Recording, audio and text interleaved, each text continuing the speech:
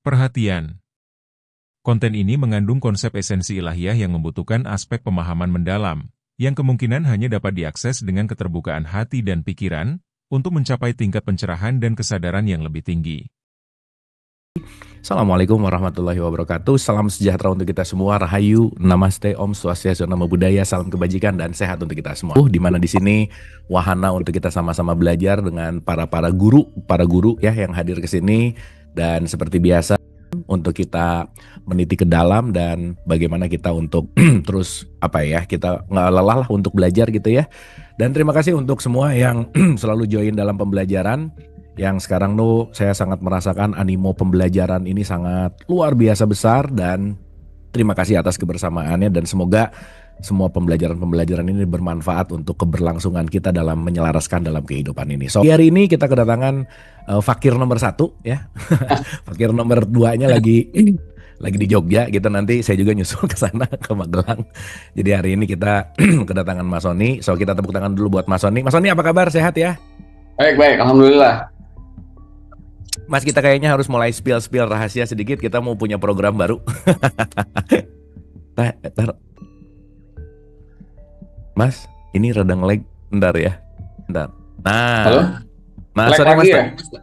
Nah, tadi nge-lag, sekarang udah oke. Yang lag siapa nih? Saya apa Kang Abu nih? Dari situ, Mas. Fix.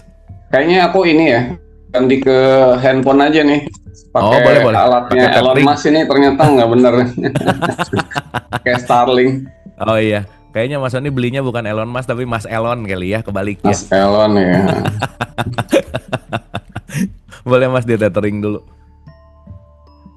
Oke teman-teman, ada sedikit spill. Kita kemarin baru syuting 6 episode ya. Akan ada program baru saya sama Mas Sony. Kita program itu lebih ke mengulang memori pembelajaran kita 12 tahun yang lalu.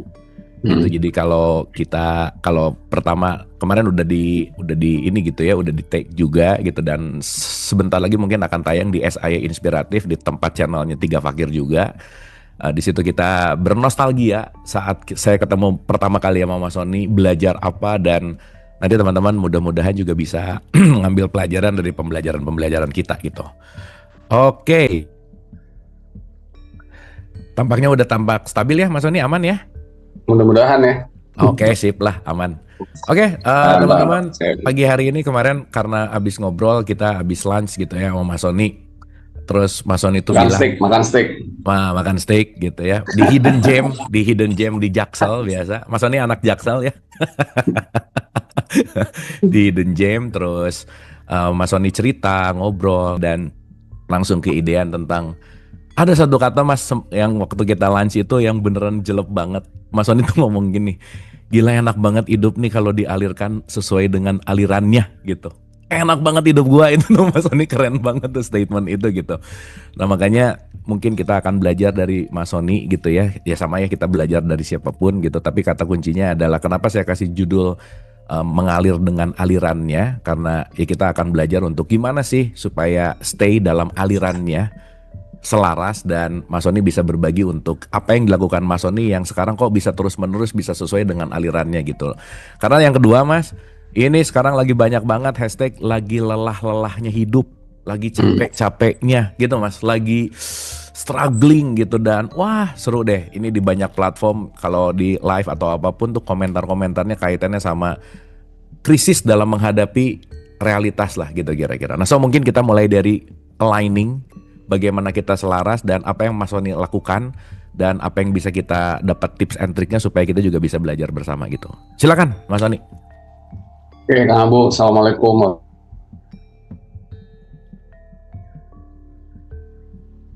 Aduh nge-lag, bentar ya.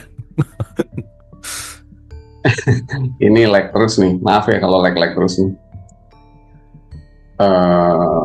Sebentar ya. Kang Abu, aku tuh kayaknya aku mesti pindah dari handphone kali ya ke ini ya, nggak enak kalau ngomong nggak lancar gini. Boleh Mas. Bentar ya, maaf ya semua. Sok, santai Mas. Oke, saya cerita dulu ya kemarin. Jadi gini teman-teman, di tahun 2012 itu saya pertama kali ketemu Mas Sony. Di tahun 2012 tuh kita dipertemukan dengan namanya pembelajaran mendalami Al-Quran. Jadi Mas Sony udah lebih dulu dari tahun sekitar 2008-2009 gitu. Nah, jadi pas minggu lalu itu menarik tuh ya. Kita tuh ketemu dan kita bikin yang namanya si SIA Inspiratif itu lebih ke pengen gimana caranya ngajak teman-teman untuk belajar mendalami Quran salah satunya. Itu supaya mudah karena itu pengalaman saya, pengalaman Mas Sony untuk belajar bareng gitu. Nah, kemarin tuh kita syuting. Jadi judul acaranya itu adalah ngaji bareng. Hashtagnya dari lisan menuju kepada kesadaran. Karena kan banyak orang yang membaca kitab suci tapi nggak ngerti gitu ya, nggak paham, akhirnya tidak menjadi perilaku.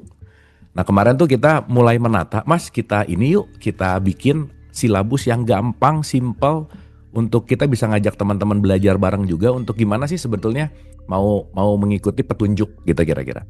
Nah akhirnya kita merencanakan dan kemarin kita udah berhasil syuting 6 episode dan semoga segera tayang dan itu yang mau di-spill kita punya program baru namanya ngaji bareng. Nah anyway nanti kita akan mengerti tentang konteks bagaimana mempelajarinya, bagaimana mengamalkannya dengan cara-cara yang sangat mudah. Nah di sela-sela syuting kemarin kan lunch gitu ya, break gitu. Terus ngobrol gitu. Jadi kalau ngelihat perjalanan hidupnya Mas Sony gitu ya, umur di bawah 30 Mas Sony ini udah jadi direktur bank yang gede gitu ya. Let's say katakanlah top performance gitu. Terus ya pokoknya banyak hal yang menarik gitu ya yang kemarin kita ceritain tentang konteks si perjalanan hidup. Sampai di satu titik yang tadi saya pengen ulang adalah Mas Sony tuh ngomong gini, enak banget hidup gua nih kalau udah sesuai dengan alirannya gitu.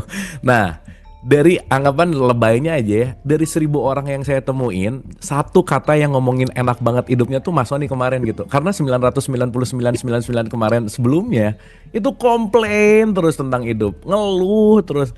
Tapi begitu ketemu Mas Sony, enak banget hidup gua ya, pokoknya semuanya enak gitu. Nah, Mas kayaknya kita harus ngomongin gimana cara hidup enak gitu. Gitu Mas, silakan Mas. Bu, halo. Ah, sip. Mudah-mudahan nih yang the last resort ya. Kalau sampai nggak bisa nih ya udah berarti emang Ya, emang harus udahan ya. Oke, kita ulang Mas, lagi ya. Silakan. Iya, oke. Jadi ini pakai handphone, maaf. Jadi pertama, jadi kita off cam aja bener. Jadi di dalam hidup ini tuh ada yang namanya hal atau things gitu ya. Kalau di dalam bahasa Inggris disebut things gitu ya. Lalu ada hal yang penting disebut matters gitu. Matters itu adalah urusan gitu. Nah, matters itu urusan-urusan dalam hidup. Jadi kalau misalnya hal-hal yang penting tapi kadang-kadang buat orang lain penting, buat kita nggak penting tuh jadi nggak jadi urusan kita gitu ya kira-kira ya. Makanya urusan orang mah jangan jadi urusan kita gitu. Urusan kalau ada orang jangan jadi urusan kita, benar. Iya, punya banyak masalah gitu datang ke kita ya itu urusan lo aja gitu, jangan jadi urusan gue gitu. Karena itu things gitu kan. Things itu menjadi matter kalau itu penting di dalam hidup ini gitu loh. Jadi kadang-kadang misalnya sebagai contoh sekarang Amerika lagi perang dagang sama Cina gitu kan. Itu kadang-kadang jadi urusan kita apa enggak gitu kan. Kalau jadi urusan kita kayak kemarin, ternyata saya pikir itu nggak jadi urusan saya, ternyata jadi urusan saya kan. Akhirnya saya dalam kira-kira waktu Donald Trump mengumumkan tarif itu 2 hari kemudian saya masuk pasar saham gitu kan. Jumlahnya lumayan lah gitu. Terus tahu-tahu untung gitu. Sekarang lagi profit gitu. Jadi kan sesuatu yang nggak jadi urusan akhirnya jadi urusan karena masuk ke dalam hidup kita dan kita bisa manfaatkan itu untuk benefit kita gitu ya.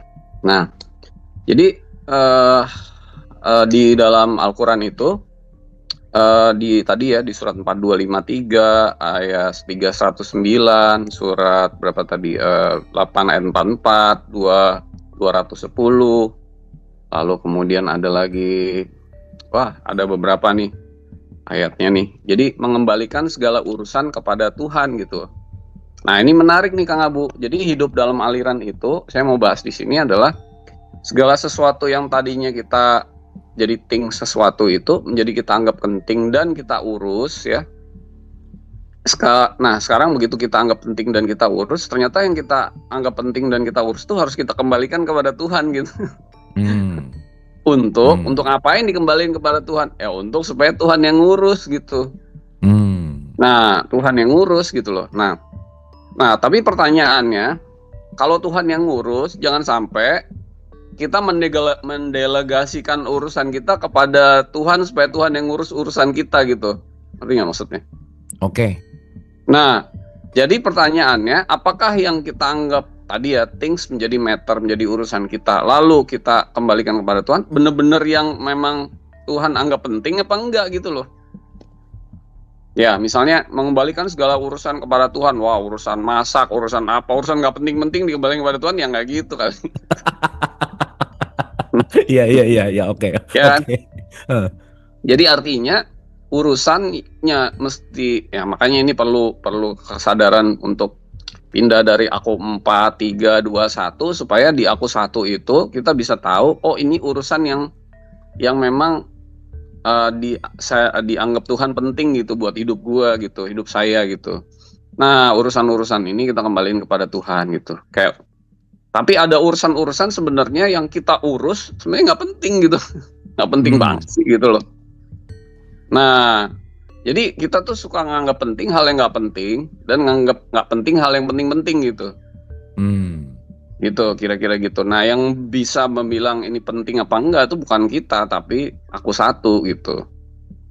Nah, kalau udah itu semua urusan-urusan ya yang nggak penting, ya udahlah biarin lewat aja lah, biar orang lain ngurus gitu loh. Tapi yang penting-penting ini, oke, yang penting-penting ini yang gua harus urus apa nih dalam hidup ini? Misalnya ini gitu ya. Nanti tiap orang punya apa namanya, hal yang penting harus diurus.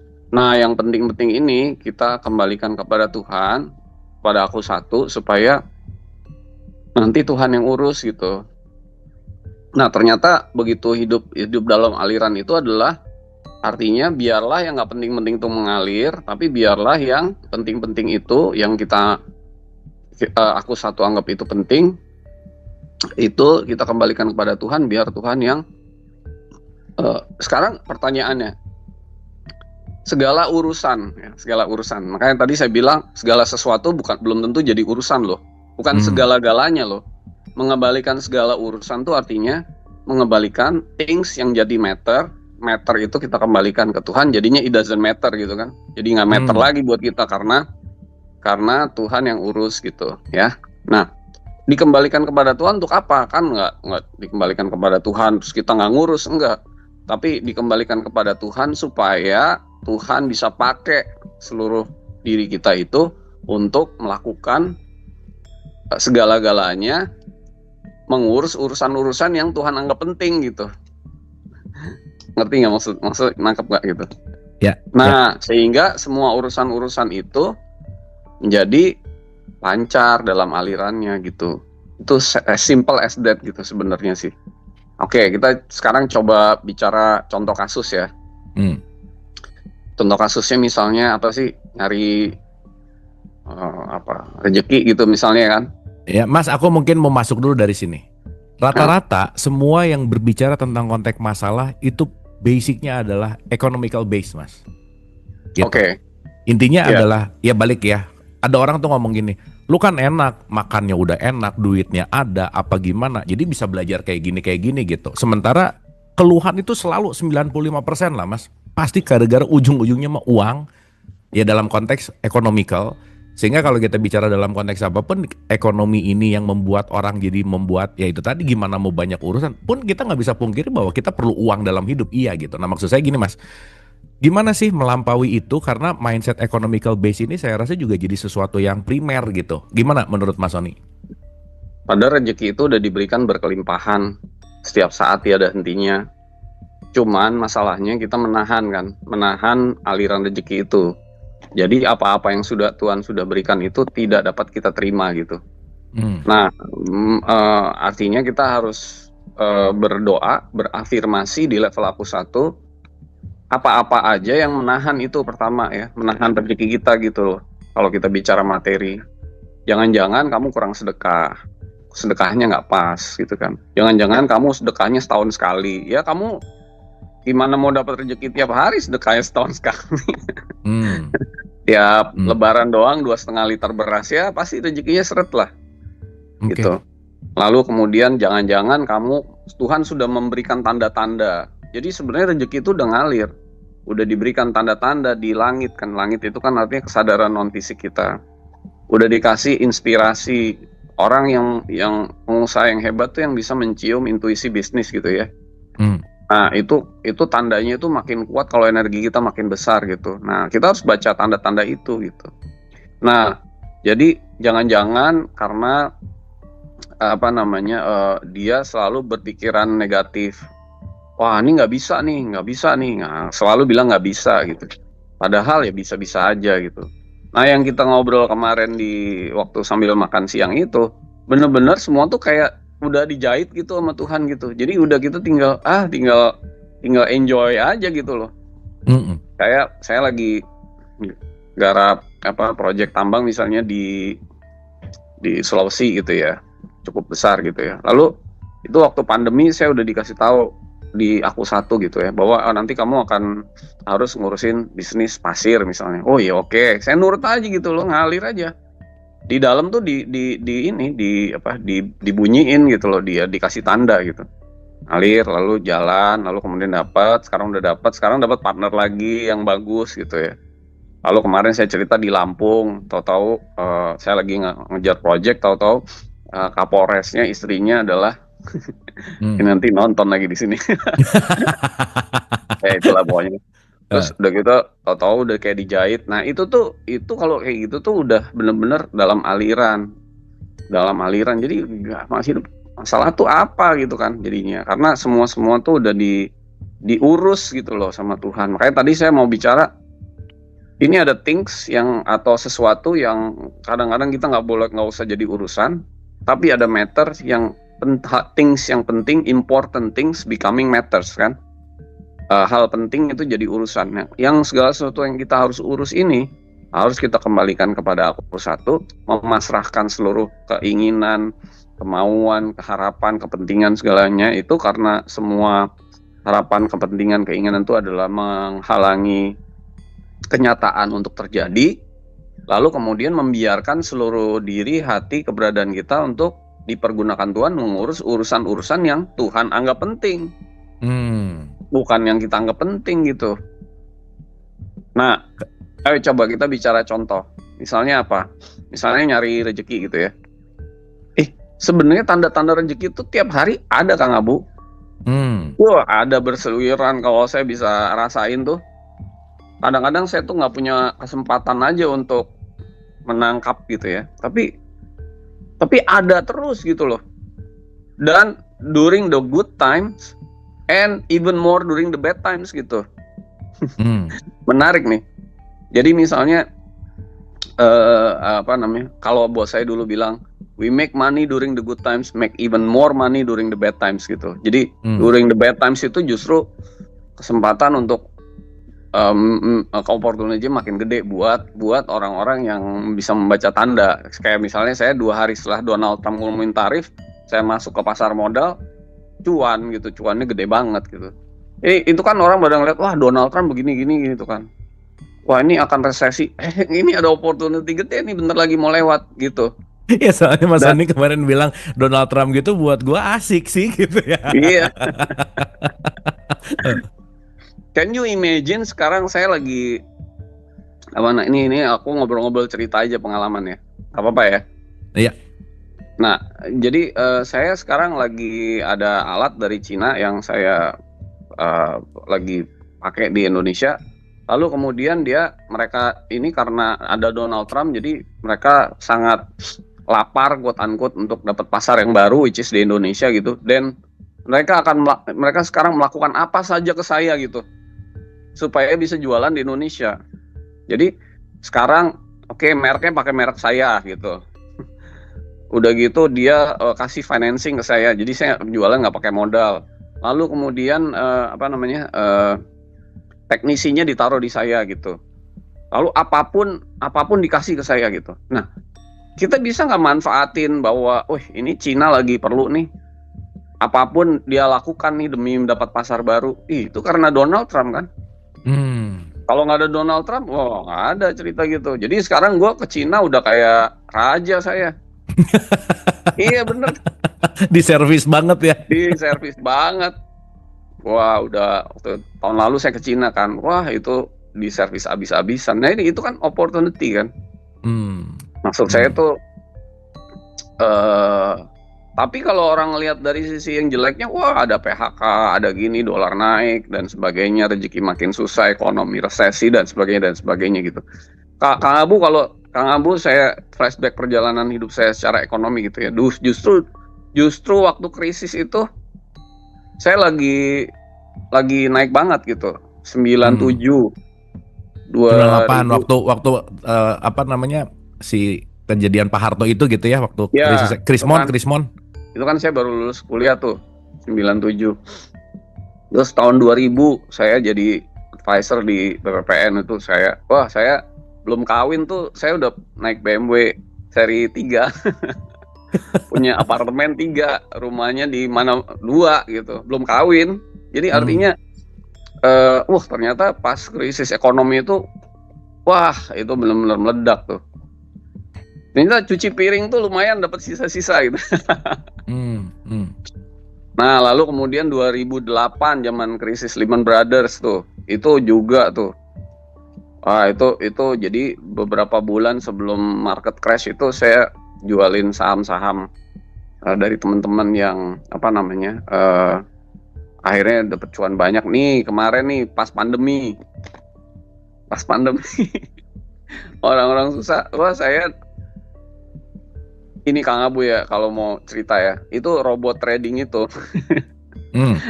Saya masuk di awal-awal, itu tiap hari returnnya 1%, 1,5%, ya kan? Udah banyak saya masuknya banyak, terus udah gitu, terus saya bilang sama teman-teman waktu bulan bulan September, Oktober, keluar. Pada nggak keluar gitu. Jadi waktu saya keluar langsung jeblok gitu. Jadi Mas Sony masuknya tepat, keluarnya tepat gitu kan intinya kan? Iya, 300% tuh bisa returnnya, lebih kali. Jadi artinya, ya sorry ya, saya berarti makanin orang-orang yang lost, tapi kan hidup kan kayak gitu, zero sum game. Ya benar, zero sum game mau nggak mau. Orang hilang satu kita dapat satu, orang hilang satu kita dapat satu gitu. Betul, zero sum game gitu. Nah kita ada di mana gitu. Nah itu jadi ini bukannya sombong apa ini ya mau coba ngomongin apa, tapi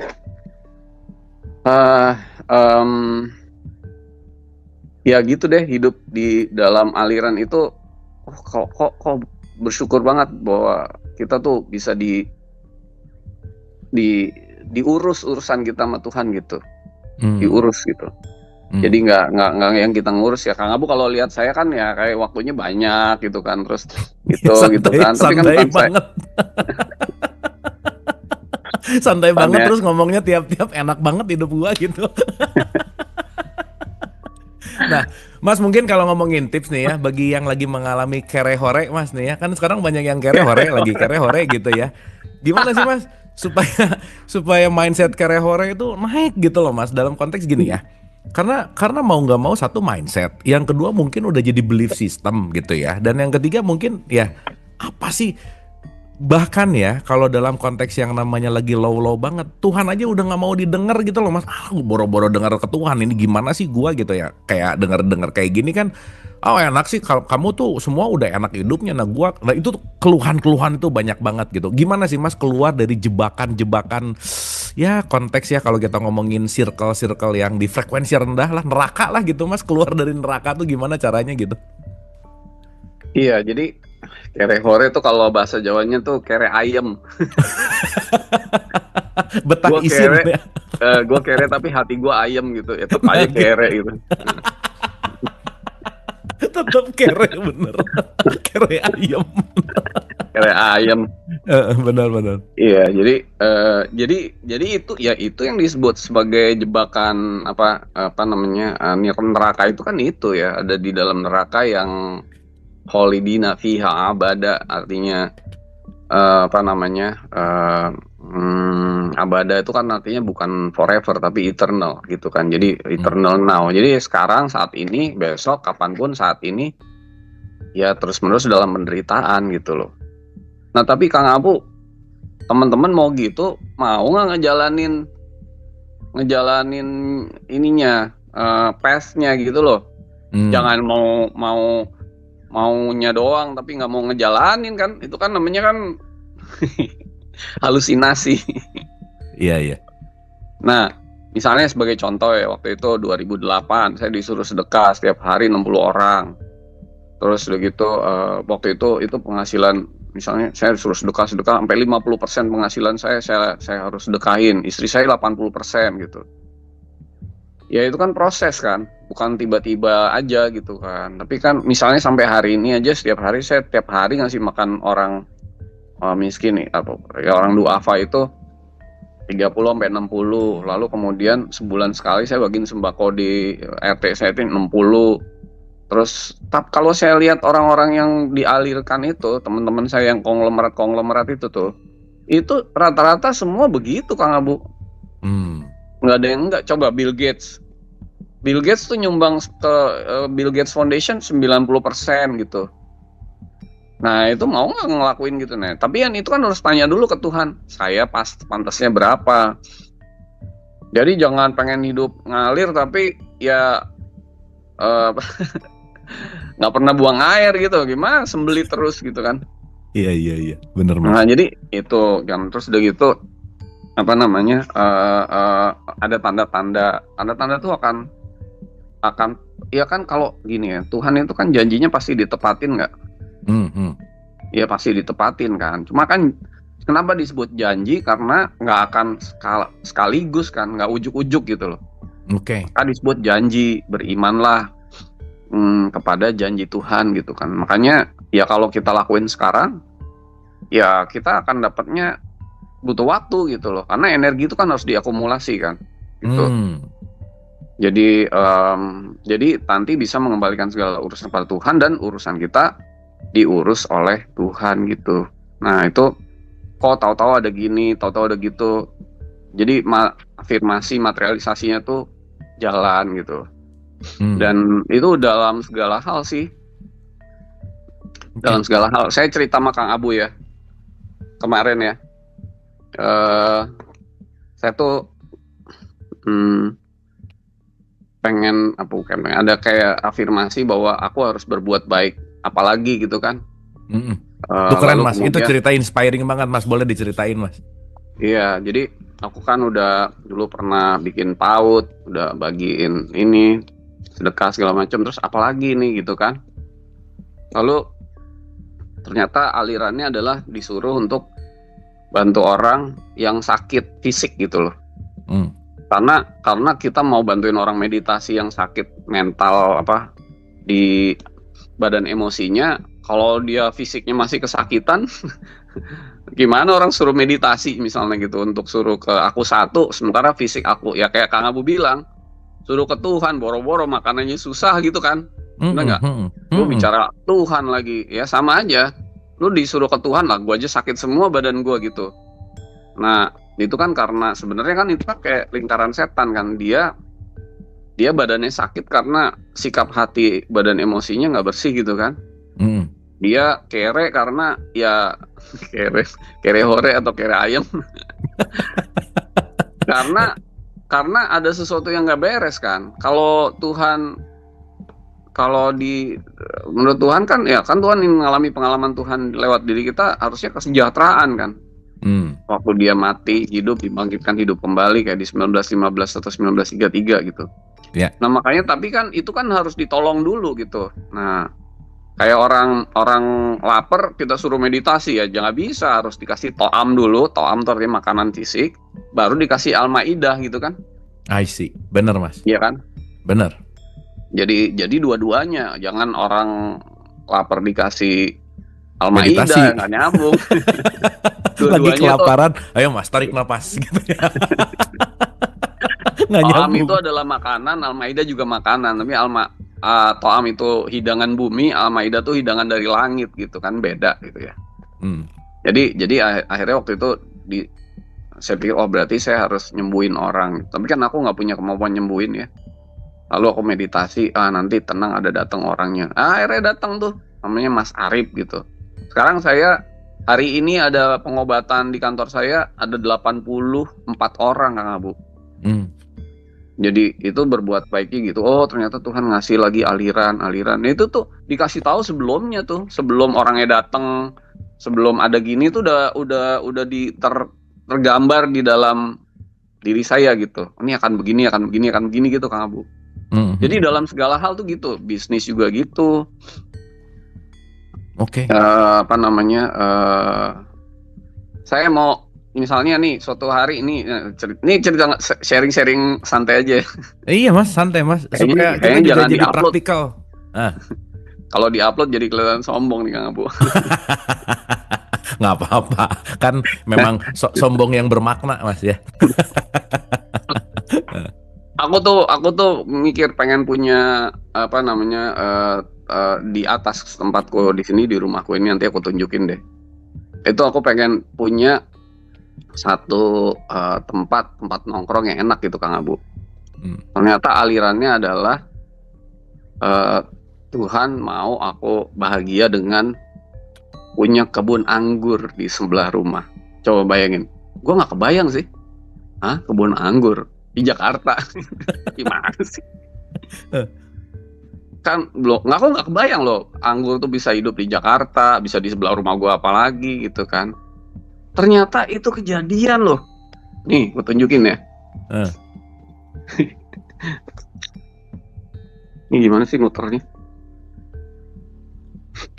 Oh nih. Jadi sekarang lagi jadi petani anggur gitu intinya ya? Ya bentar lagi pekerjaan gue pengangguran. Oh. Gitu tuh. Iya. Wah ini kalau malam keren banget nih tuh. Ini nih udah 6 bulan yang lalu nih. Waktu itu saya meditasi dikasih tahu. Itu lagi kerja tukang-tukangnya. Kira-kira 8 bulan lagi tuh panen. Di 6 bulan yang lalu dikasih tahu aku bingung. Makanya sekarang kejadian gitu. Oke. Jadi apa ya? Ya. Tapi kan Mas, coba ya, dari bankers ke tambang, ke alat Cina, ke anggur, ini kan nggak make sense Mas. Iya, gimana tuh? Tapi enak terus gitu yang lebih hidupnya. nggak make sense. Yang lebih nggak make sense ngajarin Quran gimana? Nah itu memang paling nggak masuk akal yang ngajarin Nggak Quran masuk sih. akal, iya. Apa? Kok bisa tahu-tahu paham Quran gitu kan? Terus ini punya 3 fakir itu sangat-sangat nggak make sense gitu. Itu paling nggak make sense sih memang. Orang saya tuh seumur hidup nggak pernah sekolah IAIN ya kan? Ada juga dulu IAIN-nya ingkar Allah, ingkar Nabi. itu fakultas yang di luar kali ya. di luar pintu gerbang ya pasti sekolahnya ya, kuliahnya ya. Iya gitu. Nah sekarang yang jadi pertanyaan, ini banyak banget langsung pertanyaan, Mas Sony gimana sih supaya dapat aliran yang Mas Sony dapatkan? Satu, yang kedua, apakah emang alirannya sama dengan ke gambar atau gimana supaya kita tuh yakin bahwa itu adalah petunjuknya Tuhan? Gimana tuh Mas? Iya jadi apa namanya? Semua itu kan kalau di 42 ayat 50 kan Tuhan tuh berkomunikasi dengan perantaraan aliran disebut. Ya saya kan sebutnya aliran, tapi kan kalau di Quran namanya wahyu gitu kan. Tapi kan nggak enak dibilang diberikan wahyu itu kan aneh, ntar disangka ya kan. Ya kalau kemarin dapat wahyu kan nggak enak lah ya, aliran aja ya. Jadi apa namanya aliran gitu. Jadi apa namanya jadi hidup itu Tuhan berbicara dengan berdasarkan aliran, di belakang tabir atau tanda ya kan. Ya kan, di belakang tanda tuh tadi tanda nih, ada tandanya, tahu-tahu ketemu atau mendatangkan orang, utusan ini. Kan satu lagi. Iya, atau terakhir mendatangkan utusan untuk karena kadang-kadang karena aliran itu kita rada bebel ya Kang Abu ya. Lalu kemudian dikasih tanda juga bebel gitu, akhirnya sampai dikasih utusan yang tuh yang terakhir. Kalau sampai utusan datang ngasih pesen, nih kamu nih sampai nggak denger juga, ya udah mau gimana Tuhan ngomong, karena Tuhan nggak mungkin ngomong langsung kepada orang-orang yang belum bisa terhubung kan, harus lewat utusan kan. Jadi ya itulah Tuhan berbicara terus kok sama kita gitu, cuma kita aja mau denger apa enggak gitu. Nah jadi hidup di dalam aliran di Aku Satu itu membuat hidup kita tuh enak kok gitu loh, nggak jadi apa ya, tapi ya itu solusi yang permanen kan Ngabu. Kalau yang kayak di apa saya tuh kadang-kadang bingung ya, ada orang lagi susah dimotivasi itu gimana?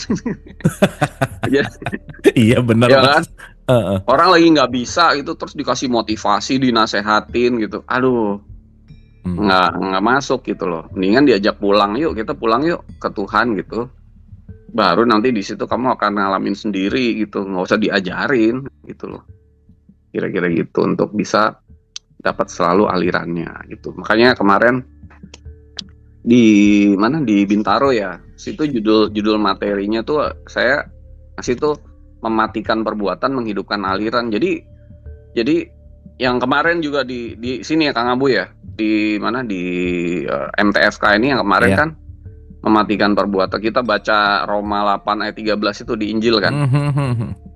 Jadi artinya hidup itu bukan kita yang melakukan. Nah makanya tadi kan saya udah bilang tuh kalau ada things dan matters. Things itu hal, matters itu hal yang penting menjadi urusan. Tapi urusan-urusan tuh urusannya kita kembalikan kepada Tuhan dan menjadi urusannya Tuhan, bukan urusan kita gitu kan. Nah nanti untuk dikembalikan kepada Tuhan buat apa? Buat supaya kita memasrahkan seluruh hati diri keberadaan kita untuk Tuhan bisa menggunakan seluruh hati diri keberadaan kita itu untuk dipergunakan Tuhan melaksanakan urusan-urusannya gitu. Dan urusan Tuhan tuh kalau pikir-pikir macam-macam Kang Abu. Itu tadi bikin kebun anggur, apa urusannya gitu kan. Aku kan nggak kepikir. Bener deh. Mau punya keinginan ini contoh kecil ya lagi saya kerjain. Kebun anggur di sebelah rumah itu aku benar-benar nggak kepikir. Tapi itu urusan Tuhan gitu. Maksudnya, dia kasih tahu ke saya gimana? Nah kan ini bahasanya abstrak banget ya, dikasih tahu ke saya ini tuh susah gitu diterimanya. Hard to believe. Tapi Mas, other side ya Mas ya, kita ngomongin other side. Pernah nggak dapat sesuatu yang ternyata zong gitu misalnya Mas? Karena gini, kayak saya disuruh ngurusin pasir gitu ya. Ternyata tuh saya pikir pasirnya di daerah Semarang gitu ya. Itu saya zong tuh. Tapi ya nggak apa-apa. Maksudnya ya udah, akhirnya saya dapatnya di Sulawesi pasir juga. Nah, ternyata berarti kan sebenarnya kan saya masih mix tuh antara yang benar sama yang ini masih mix. Jadi ya kadang-kadang kita kepentok gitu. Kayak misalnya saya dulu mau nyari rumah ini gitu. Itu saya kepentok-pentok tuh, beli di mana dulu, ternyata bukan yang ini, ternyata bukan yang ini gitu.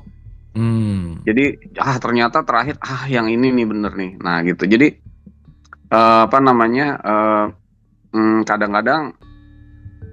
kadang-kadang dalam perjalanannya kita ada hambatan gitu ya, nggak langsung kayak mulus.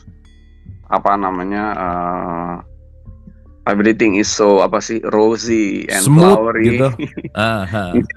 Tapi ya pasti ada ininya gitu, adalah gitu. Cuman udah itu. Nah kalau ada begitunya jangan jadiin itu urusan kan Kang Abu. Oke, enak kok. It's I just see. a thing. It doesn't matter gitu loh maksudnya. Tadi saya bilang ada things ada matter kan. It's only a thing, it doesn't matter. It doesn't matter tuh artinya itu bukan urusan gua gitu, urusan Tuhan gitu loh. Gitu aja udah. Enak kan kalau hidup tuh it doesn't matter. Betul Mas. Betul. It is a thing, but it doesn't matter gitu loh. Benar Mas, benar. Aduh, benar sih. Tapi sekarang kan ada kalimat gini Mas. Kayak tadi misalnya kita error. Buat gua it doesn't matter kalau misalnya sampai tadi nggak bisa juga ya udah. Kan Kang Abu jadinya ngomongnya nggak, kan gua ya udah emang jatahnya. Iya, tapi itu masalah buat saya sih Mas ya. Itu masalah buat saya ya. Ya itu kan bukan masa lalu tapi masalah lu. Bukan masa lalu ya, masalah lu ya. Gitu. Jadi kadang-kadang kita jangan itu kalau gue bilang itu IDLM. IDLM. Apa tuh? Itu derita lu monyong. Bukan masalah. Tapi Mas itu keren sih ya. Antara nggak peduli, antara itu masa lalu, dan antara nggak punya empati itu beda tipis. Gimana ngebedainnya Mas? Ya itu tadi. Sekarang pertanyaannya, itu tadi balik lagi. Things jadi matter. Matter itu bukan my matters, tapi God matters. Jadi apa namanya urusan Tuhan kan. Jadi urusan Tuhan untuk itu tuh apa? Nah urusan Tuhan, empati itu artinya hati-hati loh. Empati itu bisa hal yang netral, bisa positif, bisa negatif loh. I see. Di satu sisi empati itu adalah bagus untuk nolongin orang, tapi di sisi lain empati itu adalah kemelekatan gitu loh. Jadi kalau ada nolongin orang, jangan sampai kita perasaan jiwa kita terpecah ke penderitaan itu, ke orang itu gitu loh. Oke. Kita mah nolongin aja, kayak misalnya ngasih apa gitu setiap hari ngasih. Kalau masalah orang itu misalnya nih nggak bilang terima kasih, ngeludahin kita, ya itu bukan urusan gua gitu. Itu mah urusan lo aja gitu. Jangan sampai jadi, gua kok udah ngasih dia gini, dia nggak bales gua ya. Main dipikirin gitu. Urusan saya adalah bukan urusan saya, urusan Tuhan adalah saya dipakai untuk dialiri oleh sifat Tuhan yang Maha Pengasih. Kan itu urusan Tuhan. Urusan gue apa? Gue nggak ada urusan gitu. Ngalir aja udah gitu. Enak sih kayak gitu, Kang Abu. Nggak jadi sesuatu tuh, nggak jadi masalah gitu. Ringan gitu ya Mas ya? Iya, karena aku hidup menjalani urusan yang sudah ku serahkan kepada Tuhan. Segala sesuatu jadi urusan Tuhan.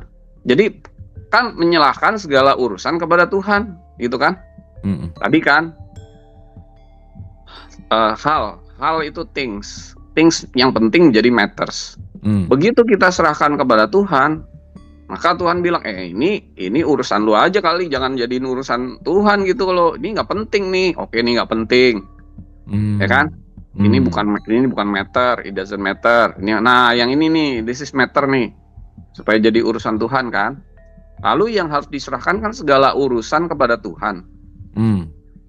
Kalau segala urusan diserahkan kepada Tuhan, berarti siapa yang ngurus? Tuhan lah. Iya, lalu kita urusannya apa? Nonton ya? Nggak ada. Nggak ada. Kita nggak punya urusan lagi, Kang Abu. Bener. Yang harus diurusin, bener nggak? Iya nggak sih? Yes. Nah, itu membuat segala sesuatu yang satu kita anggap tadinya penting jadi nggak penting. Bukan yang tadinya kita anggap matters jadi it's only a thing, it doesn't matter gitu kan. Tapi hal-hal yang penting-penting itu bukan kita yang ngurus gitu. Nah, kalau udah ya Tuhan yang ngurus, urusan jadi apa enggaknya urusan siapa? Dia juga. Nah iya, ngapain mikirin ini zong apa enggak, ini sukses apa enggak, ini kejadian apa enggak. Nggak penting lagi udah. Terus kita ngapain? Kita enjoy aja, makan steak enak, happy gitu. Ditraktir lagi aku ya kemarin ya.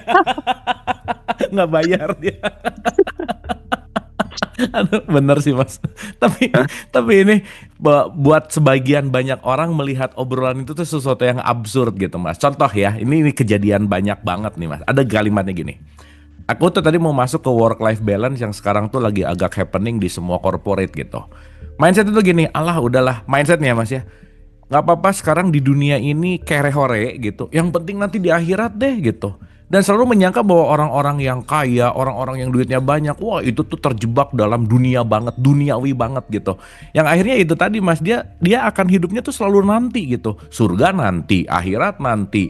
Tapi si mindsetnya, dunia adalah penjara bagi orang yang beriman. Jadi kalau kita sengsara, kita kere-hore, ya memang disitulah bukti kita untuk ya dalam tanda petik menghambakan diri kepada Tuhan. Nah, padahal kan kalau ngelihat Mas Sony, kayaknya balance aja sih. Gimana tanggapannya tuh Mas? Itu namanya ditipu panitia itu. Ketipu panitia ya. Ketipu panitia itu. Iya bener.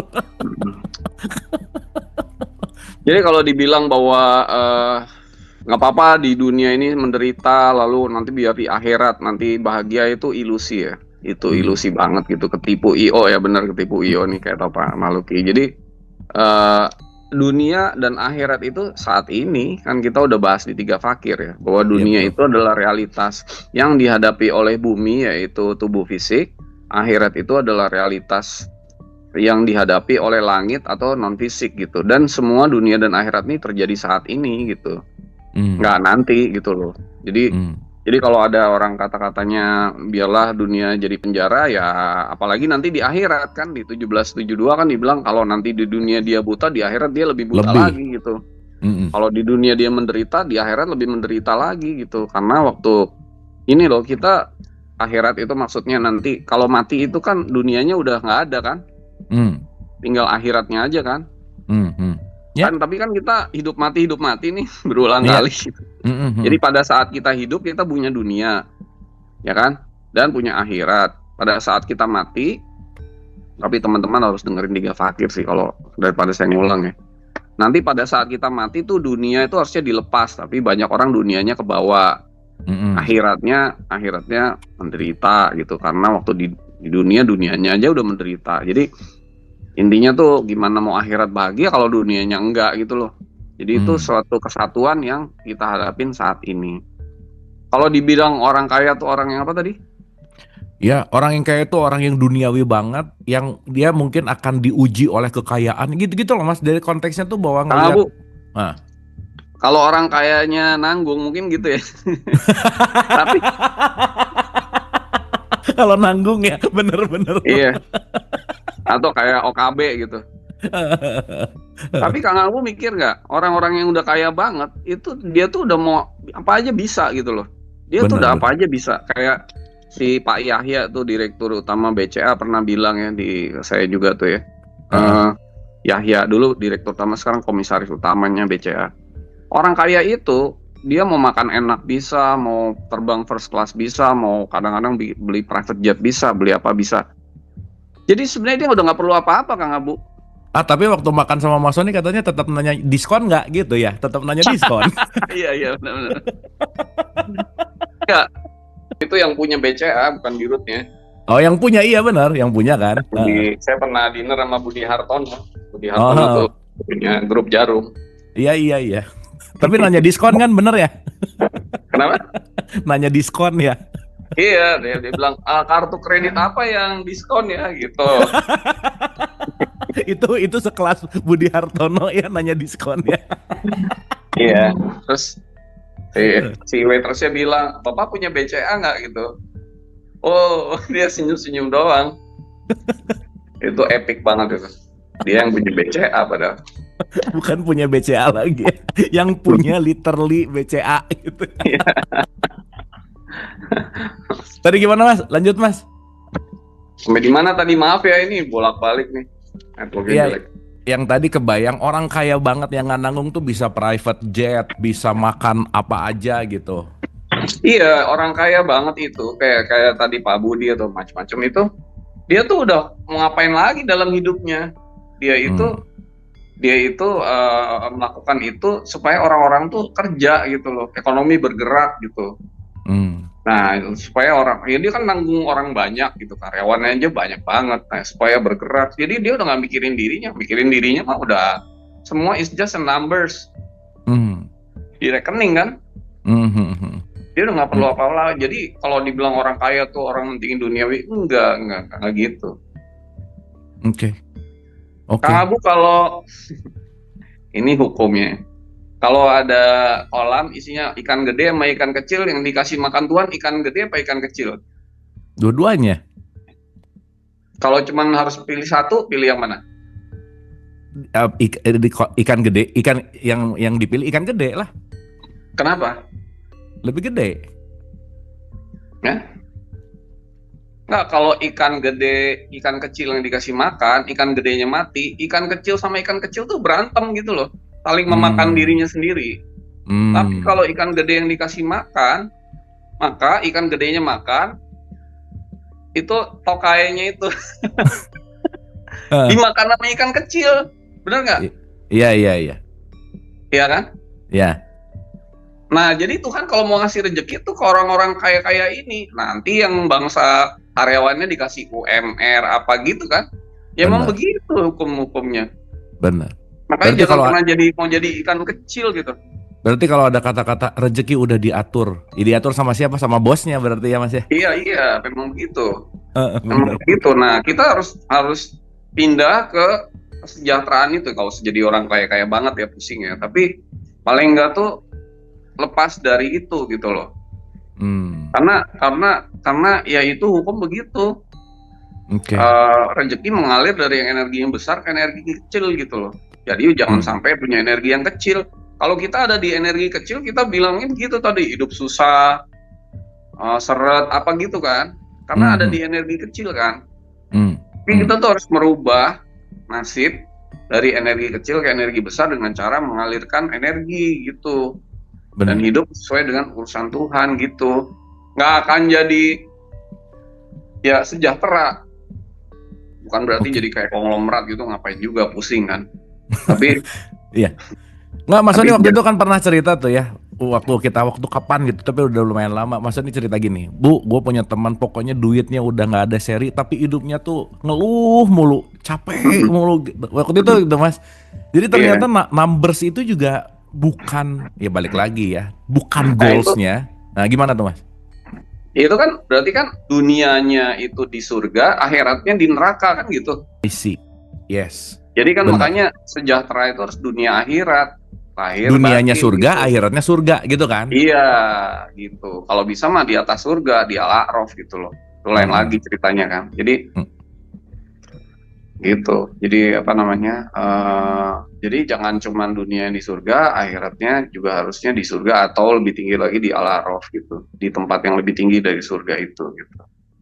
Oke. Jadi ya itu tadi intinya tuh mengembalikan segala urusan kepada Tuhan supaya semua hidup tuh dalam aliran Tuhan gitu.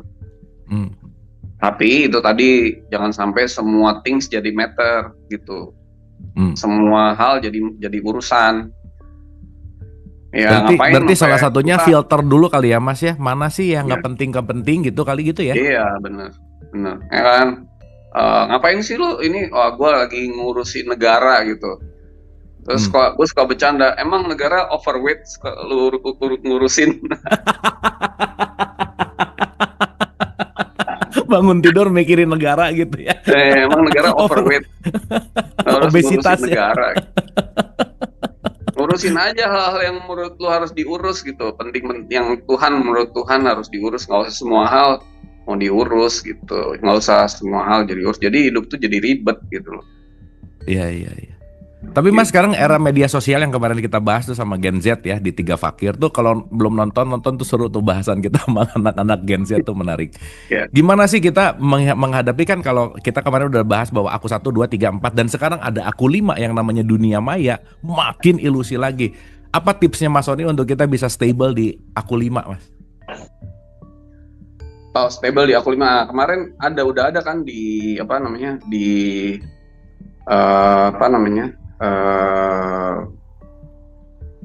3 Fakir Conference itu kan, ya kan? Iya, 3 Fakir Conference betul. Saya ada kasih tipsnya 6P itu kan. Iya, boleh coba Mas, gimana Mas? Nah, 6P itu pertama apa-apa tuh harus dipilih ya kan? P yang pertama pilih gitu loh. Jadi kita tuh harus memilih segala sesuatu yang kita mau ambil di media sosial. Nggak semuanya tuh baik buat kita gitu loh.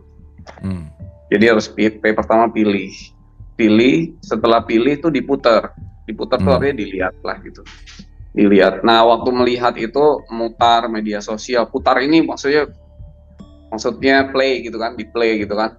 Jadi kalau ada apa di play atau apa dilihat. Nah waktu lagi playing itu jangan sampai kita tuh melekat dengan apa-apa yang kita putar itu gitu loh. Karena kalau udah melekat jadi emosi kan jadinya kan.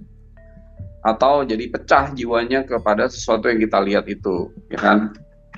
Jadi biasa-biasa aja gitu ngelihatnya, nggak usah terus jadi terpicu gitu loh emosinya. Jadi jiwa kita pecah ke situ.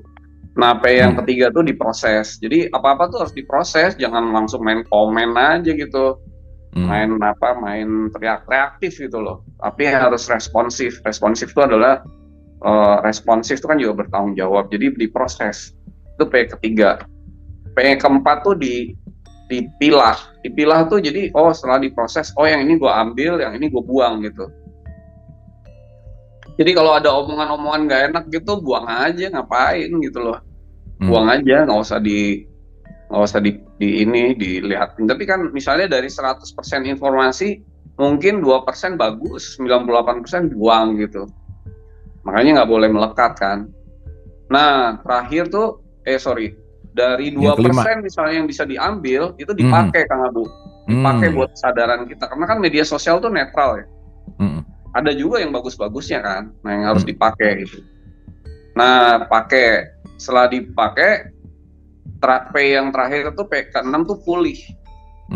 Pulih tuh harus dipulihkan gitu loh, karena dengan arus informasi yang masuk dan membuat jiwa kita, badan emosi kita itu ada energi, kan informasi itu energi ya, dan masuk dan kemudian stuck gitu, itu tuh stuck di badan ini banyak banget, sehingga banyak anak muda yang fatigue. Kemarin ada si teman kita kan yang fatigue banget kan, jadi udah capek, lelah gitu, karena tubuh emosinya isinya informasi sampah semua yang dia nggak bisa flushing gitu, nggak bisa membilasnya, sehingga itu keluar dari sistem, sehingga tubuhnya tuh pulih lagi untuk menerima yang baru lagi gitu. Jadi kayak terakumulasi, apalagi anak-anak kecil sekarang dari kecil pegang gadget gitu ya, tiap hari ada scrolling, film apa di YouTube gitu nggak selesai-selesai, atau di TikTok, itu kan masuk ke dalam sini.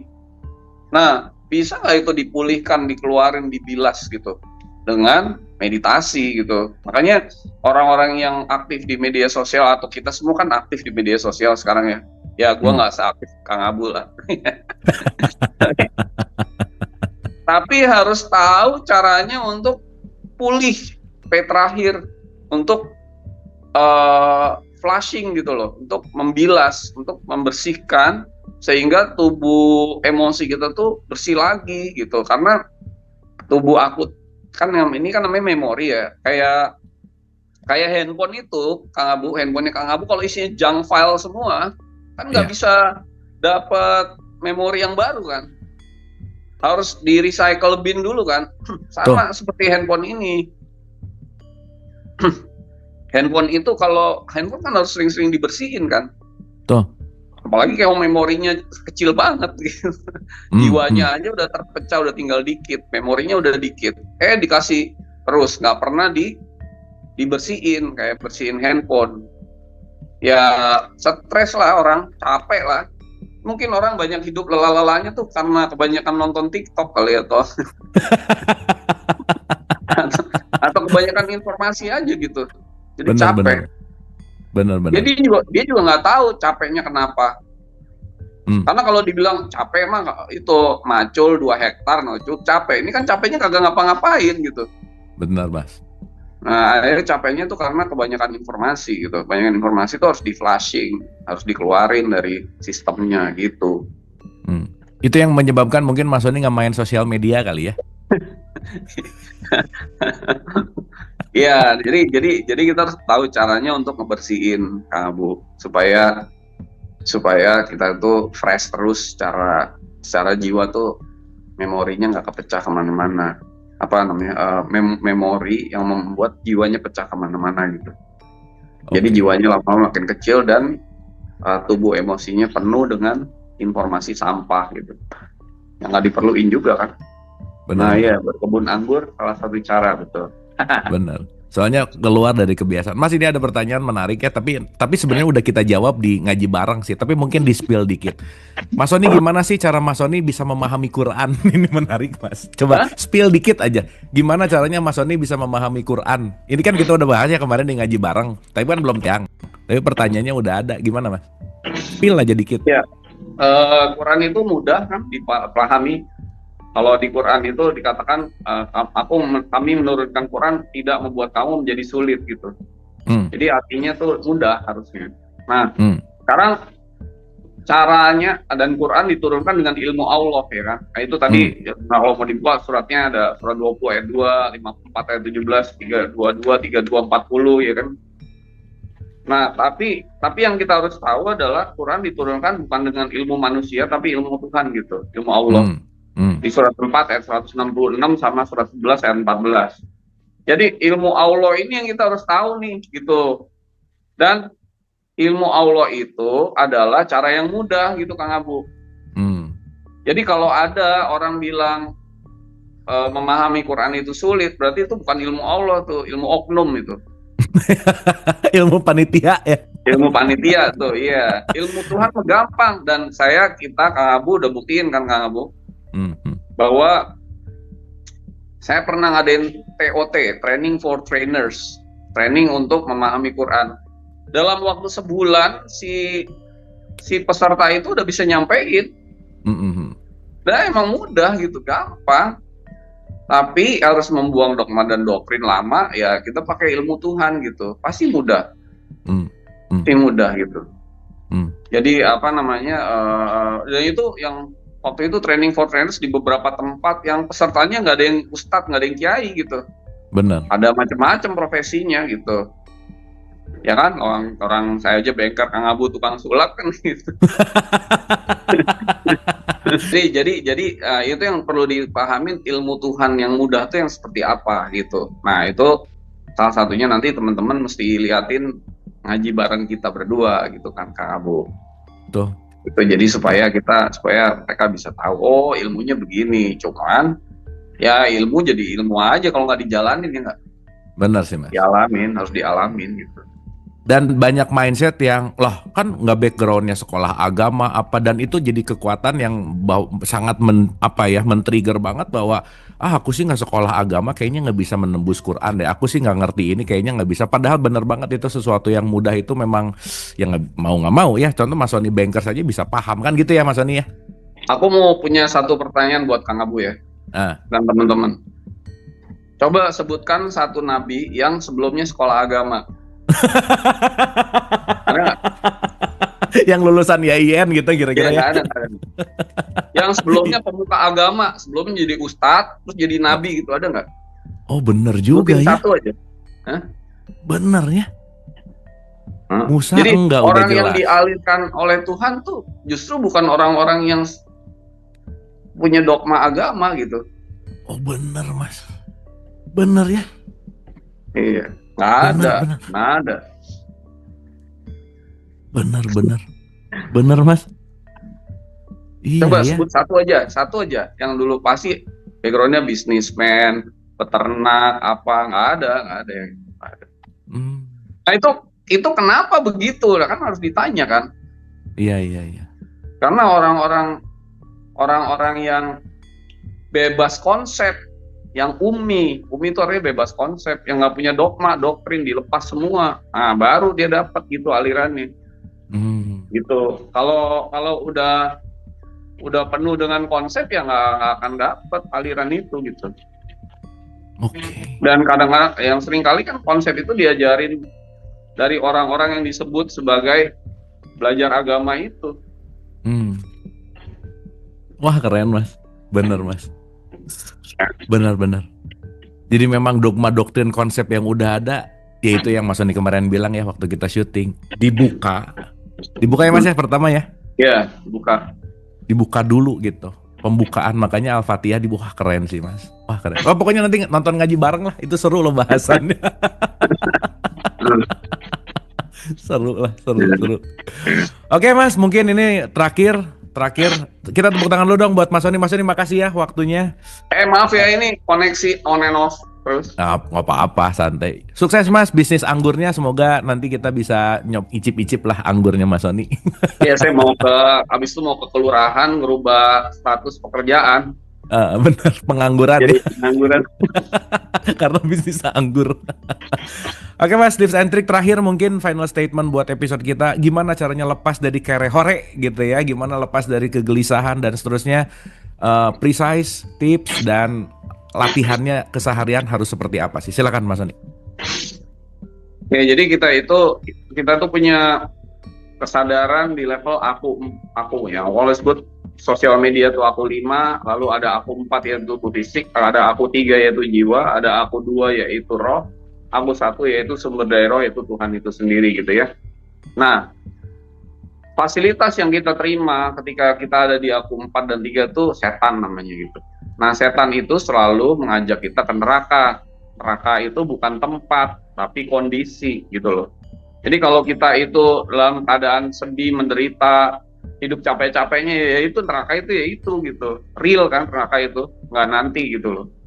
Nah, nanti kalau bisa pindah ke aku 2, itu fasilitasnya namanya malaikat. Kalau pindah ke aku 1, udah nggak ada malaikat lagi, langsung dialirkan oleh Tuhan gitu. Nah, kalau malaikat itu fungsinya membantu manusia, membantu kita, karena itu kecerdasan. Misalnya sebagai contoh, salah satu kecerdasan malaikat itu namanya Mikail. Mikail itu membantu urusan kita. Jadi kalau kecerdasan Mikail itu hidup, urusan kita tuh udah ada yang urus, yaitu kecerdasan dalam diri kita yang kita sebut sebagai Mikail gitu misalnya.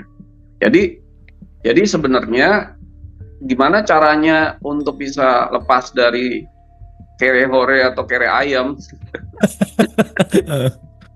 Itu ya pindah ke aku 2 paling enggak gitu. Okay. Nggak ada cara lain. Pindah ke aku 2, lebur ke aku 1, udah gitu. Kalau pakai cara lain tuh motivasi aja yang kayak motivator begitu. Yang nggak menyelesaikan masalah gitu. Ya, saya boleh bertaruh ya Kang Abu, hidupnya motivator tuh penuh masalah kok. Benar mas. Gitu aja, jadi pindahlah ke aku 2, lebur dari ke aku 1, ya udah selesai gitu. Kita hidup dalam pengaliran, mematikan perbuatan, menghidupkan pengaliran, segala urusan kita serahkan kepada Tuhan gitu. Thank you Mas Sony, dan kita juga nanti ngaji bareng, kita mau bikin online juga ya Mas Sony ya. Teman-teman yang mau belajar bareng, ngaji bareng sama Mas Sony, sama saya, sama kita bareng gitu ya, untuk mempelajari Quran lebih dalam, yang tanpa konsep, yang bukan, ya balik lagi ya, dalam artian yang beneran kita akan masuk ke esensi-esensinya. Coming soon, jangan lupa ngaji bareng di SAY Inspiratif, segera tayang, nanti teman-teman boleh tonton, dan kita mungkin akan bikin rutinan untuk zooman kayak gini, tapi spesifik kita akan bicara tentang bagaimana mendalami Quran ke yang tanpa konsep lah gitu intinya. Gitu ya Mas Sony ya? Ya oke. Mas Sony makasih banyak loh ya, hatur nuhun pisan Mas, sehat selalu, kebun anggurnya sukses. Dan tadi yang penting things dan matter, kita udahlah yuk kita fokus ke yang penting-penting aja. Dan kembali benar kalau kita udah mulai mengalirkan bahwa semua urusan ya akan diurus sama aku 1, dan nggak bisa nggak, semuanya hanyalah latihan dan latihan dan latihan. Terima kasih sudah menyaksikan pagi hari ini, semoga ada sesuatu yang bisa diambil. Sekali lagi jangan lupa saksikan ngaji bareng saya sama Mas Sony untuk membedah Quran, dan mudah-mudahan ada pembelajaran yang bisa kita ambil dari pembedahan itu. Hatur nuhun, terima kasih, keep happy dan love you all. Hatur nuhun, wabillahi taufiq wal hidayah. Assalamualaikum warahmatullahi wabarakatuh.